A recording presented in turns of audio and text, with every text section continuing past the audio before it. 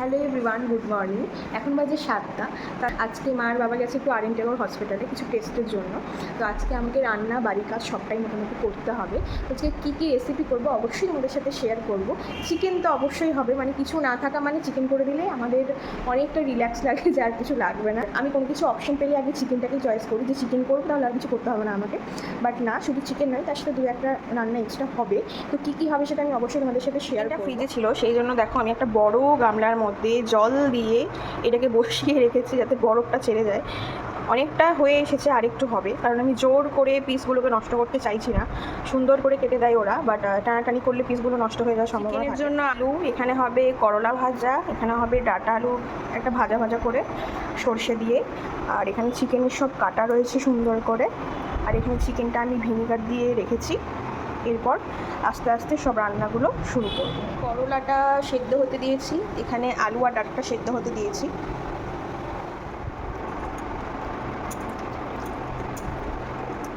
চিকেনটা আমার সুন্দর করে ম্যারিনেট করা আছে, এটা কিছুক্ষণ থাকবে 30 মিনিট মতো।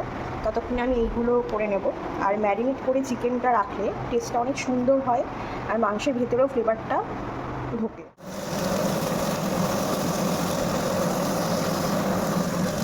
মোটামুটি ভাজাটা হয়ে এসেছে, 60% আমি সিদ্ধ করেইছিলাম, বাকিটা আমি ভেজে সিদ্ধ করে নিয়েছি। দেখো আলুটা পুরো ভেঙে দেখাচ্ছি, খুব ভালো রকম সেদ্ধ হয়েছে। যারা তরকারি পছন্দ করো না বাট সবজি তো খেতেই হবে, তারা এইরকমভাবে রান্নাটা করে খেতে পারো, বেশ ভালো লাগে খেতে।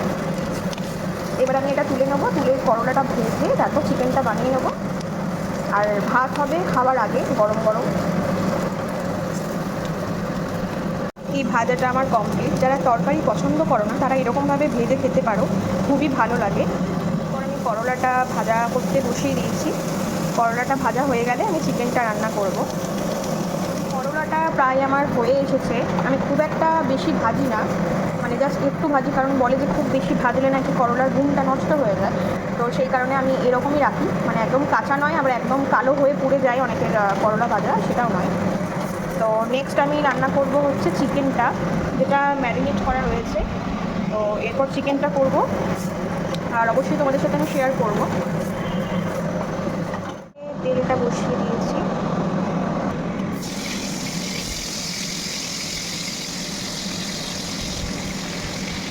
এখানে আলুটা ভাজা হচ্ছে একটু লাল করে।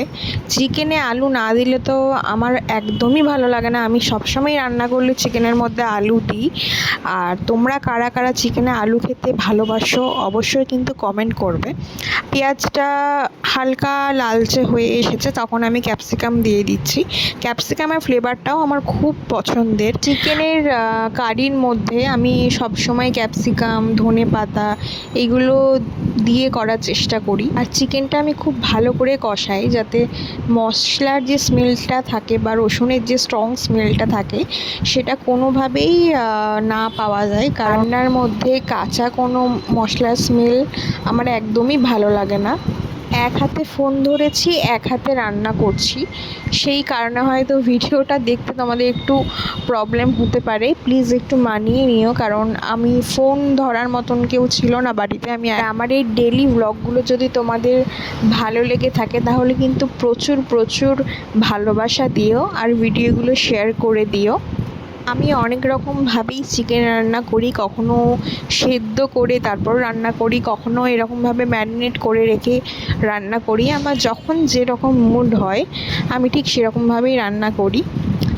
ওপরে একটু ধনেপাতা দিয়ে দিলাম। আমার কাঁচা ধনেপাতার স্মেলটা খুব একটা ভালো লাগে না, ওই কারণে যখন এই অবস্থায় ধনেপাতাটা অ্যাড করে দিই, যাতে কাঁচা ধনেপাতার স্মেলটা মরে যায় আর টেস্টটাও খুব সুন্দর আসে। তো ভিডিওটা কেমন লাগলো অবশ্যই কিন্তু কমেন্ট করে জানিও। দেখা হবে নেক্সট ভিডিওতে। টাটা।